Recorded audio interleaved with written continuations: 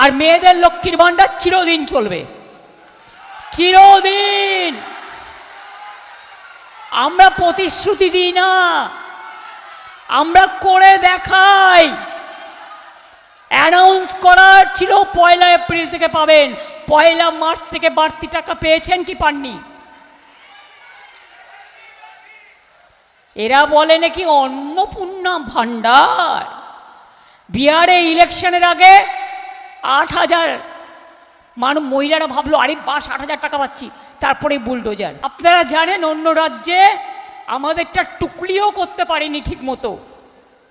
আপনার যদি একটা স্মার্টফোন থাকে তাহলে আপনি পাবেন না। আপনার বাড়িতে যদি একটা স্কুটি থাকে আপনি আয়ুষ্মানও পাবেন না, লক্ষ্মী ভাণ্ডারও পাবেন না।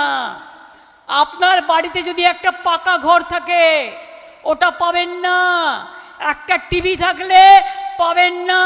আর কিছু পরিবারের একজন করি, আর আমরা কিন্তু সব মেয়েদের জন্য, সব পরিবারে আমরা দেখি না কার কি আছে না আছে, সবাই পাবে, এটা তার অধিকার।